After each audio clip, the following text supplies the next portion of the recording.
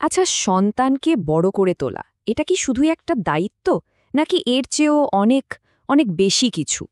চলুন আজকের এই আলোচনায় আমরা ঠিক এটাই খুঁজে বের করার চেষ্টা করি।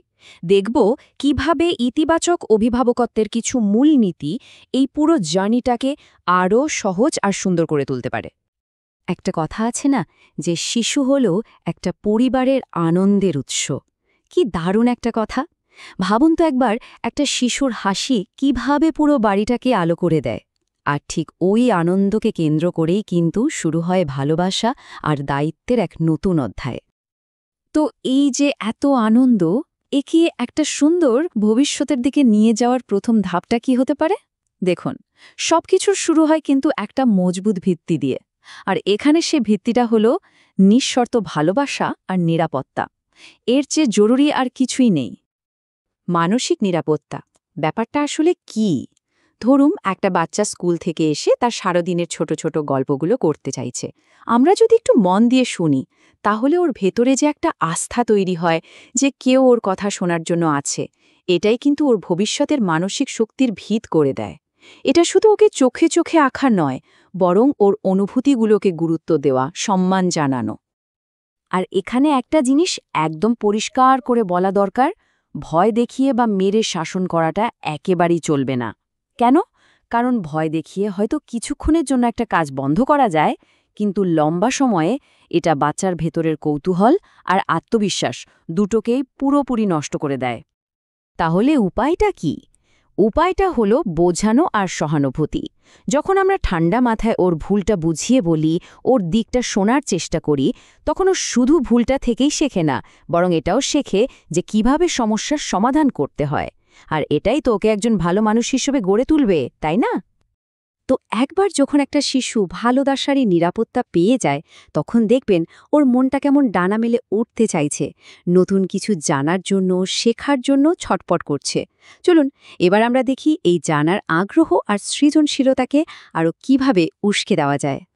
একটা ব্যাপার বুঝতে হবে, জোর করে পড়াশোনা চাপিয়ে দেয়া আর শেখার আগ্রহ তৈরি করা, এই দুটো কিন্তু একদমই আলাদা জিনিস। চাপিয়ে দেওয়া পড়াশোনা হয়তো কিছু নম্বর এনে দেবে, কিন্তু যে শিশু নিজে থেকে আনন্দের সাথে শিখছে, সেই শেখার আনন্দটা ওর সারা জীবনের সঙ্গী হয়ে থাকবে। তাহলে আগ্রহটা তৈরি করব কিভাবে? খুব সহজ তিনটা উপায় আছে কিন্তু। ১. ওকে গল্প শুনান। ২. ওকে খেলতে দিন, খেলায় উৎসাহ দিন। আর ৩. ওর চারপাশের জগৎটাকে দেখতে চিনতে সাহায্য করুন। এই সাধারণ কাজগুলোই কিন্তু ওকে সারাক্ষণ কিছু না কিছু শিখতে সাহায্য করবে। অনেকে ভাবেন আঁকাআঁকি, গান, নাচ বা খেলাধুলা এগুলো হয়তো শুধু সময় কাটানোর জন্য। একদমই না। এগুলো আসলে বাচ্চার মনের জানালাগুলো খুলে দেয়। এর মধ্যে দিয়ে কিন্তু ও শেখে কিভাবে নিজে নিজে চিন্তা করতে হয়, কিভাবে একটা সমস্যার সমাধান বের করতে হয়, এমনকি অন্যদের সাথে মিলেমিশে কাজ করতে হয়। বেশ, তাহলে মন আর সৃজনশীলতার বিকাশ তো হলো। এবার আসে আরেকটা গুরুত্বপূর্ণ ধাপ, চরিত্র আর মূল্যবোধ গঠন।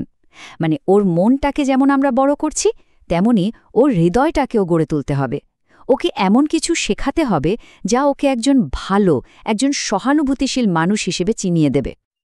কি সেই মূল্যবোধগুলো? যেমন ধরুন, সাধারণ শিষ্টাচার, বড়দের সম্মান করা, ধৈর্য ধরা, সত্যি কথা বলা, নিজের কাজের দায়িত্ব নেয়া, এমনকি অন্যের প্রতি সুবিচার করা বা বিপদে সাহায্য করা। এই ছোট ছোট গুণগুলোই কিন্তু ওর চরিত্রকে অনেক শক্তিশালী করে তুলবে। তবে একটা কথা কিন্তু ভুলে গেলে চলবে না, শিশুরা যা শোনে তার থেকে অনেক বেশি শেখে যা তারা দেখে। মানে, অভিভাবক হিসেবে আমরা যা করছি সেটাই ওদের জন্য সবচেয়ে বড় উদাহরণ। আমাদের নিজেদের আচরণই ওদের জন্য জীবন্ত পাঠ্য বই। আচ্ছা, এই মূল্যবোধ শেখানোর পাশাপাশি আজকের দিনে কিন্তু আমাদের আরও দুটো বড় চ্যালেঞ্জের সামনে পড়তে হয়। একটা হলো টেকনোলজি বা প্রযুক্তি, আর অন্যটা হলো আমাদের নিজেদের ধৈর্য। দেখুন, মোবাইল বা টিভিকে তো জীবন থেকে পুরোপুরি বাদ দেওয়া সম্ভব না। আসল কাজটা হলো একটা ভারসাম্য তৈরি করা।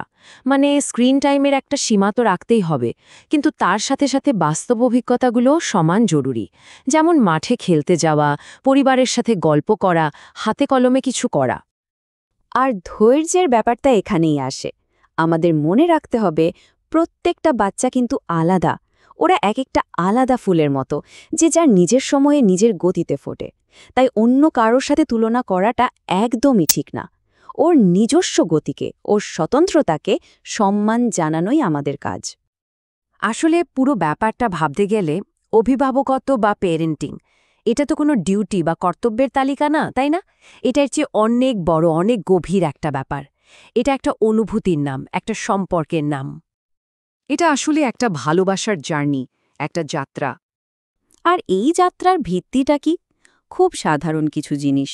প্রতিদিনের একটু যত্ন, একসাথে কাটানো কিছুটা সময়, প্রাণ খোলা হাসি আর কোনো শর্ত ছাড়া ভালোবাসা। এই ছোট ছোট ব্যাপারগুলোই কিন্তু একটা বাচ্চার সুন্দর ভবিষ্যতের আসল ভিত গড়ে দেয়, ওকে আত্মবিশ্বাসী করে তোলে। তাহলে সবশেষে একটাই প্রশ্ন, ভালোবাসার এই যে লম্বা যাত্রা, এই যাত্রায় আমাদের সন্তানের জন্য সবচেয়ে বড় উপহারটা কি হতে পারে? উত্তরটা হয়তো খুব কঠিন নয়, আমাদের সবারই জানা। এই প্রশ্নটা না হয় ভাবার জন্যই তোলা রইল।